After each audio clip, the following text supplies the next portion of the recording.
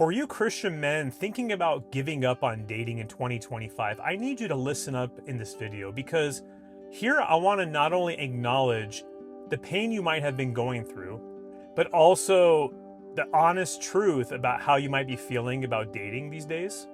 But then also what God might be trying to say to us in the midst of all this. Because yes, we see a lot of modern women where understandably you might feel jaded and you might feel like they are not someone you want to marry.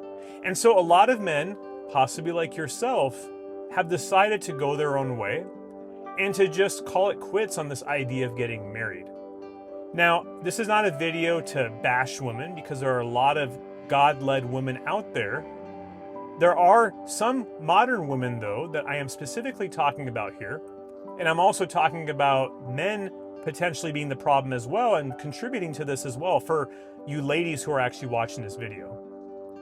So in scripture, we know that God has told us that it's not good for man to be alone. See, Eve was created for Adam as a helpmate. And even if we read it in scripture, and even if we read that God's desire for most of us is to get married. Now, sometimes God will call you to celibacy. That's not something I usually see often, but it could happen for you. Now, if God is saying all these things, why does marriage today seem like such a bad idea? The problem is the enemy. See, the enemy would love nothing more than to pollute something good that God brings together. Now, when you get married, God brings the two towards each other as one flesh. And we're told in Ecclesiastes, I believe chapter 4, that a cord of three is not easily broken. And maybe you have doubt when I'm sharing that scripture. I don't blame you for that, but maybe your thought is, okay, if marriage is so good, why are there so many divorces now? And why does it seem more and more like we have these modern women that might be controlling, rebellious, or simply don't really present themselves as marriage material? Now, the enemy is what we really need to call out here as the problem. It's not women, and for you ladies on this channel, it's not men. The enemy is the real problem here. Because if the enemy can destroy the idea of marriage, that means he can prevent two people coming together through Christ, having children, and more importantly, producing generations to come that are sharing the gospel and doing God's will. So if the enemy can have you convinced that all women are toxic, or for you ladies, that all men are toxic, that maybe they're just here for your money, or that marriage is just some like weird business contract, whatever lies you have been fed, by believing them, you are actually playing into the trap the devil is exactly trying to get you set up with. Because he goes around like a roaring lion looking to seek, kill, and destroy.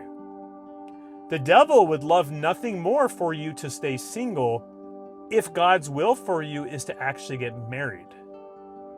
And now, I get it, if you've been through a lot of dating hardship like myself, and I've talked about this in my past videos, having been cheated on, having dated a Jezebel spirit like I talked about in, I think, my last video or the one before it, it's easy for that to become this story that we now tell ourselves about, hey, all women are this way. So to protect my heart, I'm going to just give up on dating altogether. I'm not here to tell you should not feel that way. I am not here to tell you you are wrong for having that viewpoint. But the goal of this channel is to bring biblical encouragement where, despite what you've gone through, I want to encourage and challenge you to look deeper than what appears to be the surface level issues. Because even in marriage, sometimes when we're mad at our spouse, we should be actually joining together as one flesh, being mad at whatever issue the enemy is trying to use to divide us. See, even if the dating dynamics of today have truly changed, and I do believe they have, and I do believe it's harder now than ever to meet a godly woman, it doesn't mean it's not possible. And it doesn't mean that suddenly now God's promises are no longer true just because people today date differently than they did hundreds of years ago. God is unchanging despite the trends of this culture, the corruption of marriage this culture lives by, the lies of the enemy trying to tell you that all women are this way or all men are this way. But, I understand that some of you are even older than myself, where you've had these experiences, you've been single, and maybe you've been waiting 40, 50 years and still haven't met that perfect person for you. And I'm not going to just give you a blanket answer that's just a feel-good answer. I could tell you I understand and I feel what you're feeling, but truthfully, turning 43 next month, my understanding and empathy can only go so far for your particular life story. But what I can tell you is to encourage you to lean on God anyways, even when it's difficult. I'm not telling you shouldn't feel distraught or feel like maybe it's not in the cards for you. But again, it goes back to the bigger picture. Because despite modern dating today, this cultural nonsense with hookups, with red pill, this poor advice that's being given out there, treating men and women like numbers, like a commodity, like some game to be played. We are called to be set apart. We are chosen as children of God. And we are also told in Scripture that the path is narrow for a reason. If it was easy to meet someone, and not only just meet someone, but them to actually be who God wanted you to be with, we wouldn't see divorce rates as high as they are. And even for those couples who have been married for decades, it doesn't even mean that they're living in God's will, that they have the joy of Christ, like Philippians 4:7 tells us.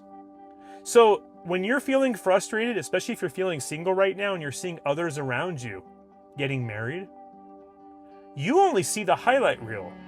You don't know where their heart posture is. And more importantly, you don't know if that was God's will for them.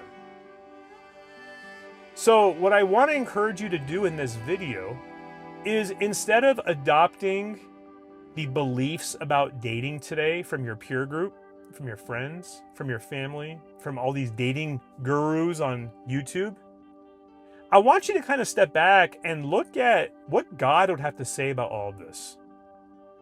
Just because the world right now is treating marriage differently and they're choosing to approach dating in a different way, that seems very, very harmful from a biblical perspective, that does not have to be your belief. If suddenly 100 people today walked up to you and said, "Hey bro, the sky is actually green. It's no longer blue. Blue is outdated. Green is the new thing," would you believe them?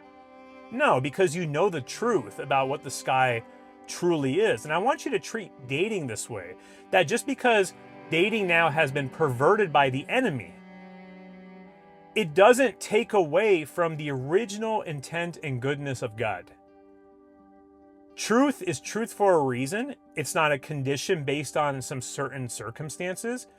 God's truth is unwavering. And as hard as it is right now, and as much as I don't fault you, and I totally get your frustration with dating today, be willing to be faithful in the Lord.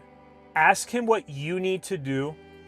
Ask Him, hey, despite all this nonsense we see around us, how do you want me, Lord, to meet someone? And if it's not right now, how do you want me to be prepared so that I can meet my future spouse? And for some of you, if God's will is for you to actually be single, it doesn't mean that's the end of your story, because God didn't create you by accident. In your singleness, that is a gift as well, if it's God's will, and if it also means that He is specifically choosing that for you because you might have a ministry opportunity that you wouldn't have been able to do if you were married. Because remember also, from an eternity perspective in heaven, we're going to be praising the Lord endlessly, and there's work to be done here on this earth. And so whatever your life journey is that God has planned for you, even when it feels hard, even when we are told so many lies about dating and marriage being this outdated thing that's now just some weird contract, dare to be different and to be set apart and to be a peculiar people, like how God has told us in Scripture. Because yes, by being true believers and followers of Christ and following His original intent for marriage, people might judge you and they might look down on you, and that's okay. Because at the end of the day, nobody is in a position to tell you what your life story is. except for your Father in heaven. Even for me on this channel, all I can do is encourage you to the best of my knowledge, but I don't have all the answers like God does. And if you do need to talk to me more, I can have you book a 20-minute session with me. Check out the description below. If you want to support this ministry, like, share, subscribe. In the description, you can also see there's a link to help grow this channel through support. And you tell me in the comments below, what's your dating been like at the end of 2025, and what changes would you like to see in this next year to come? And God bless.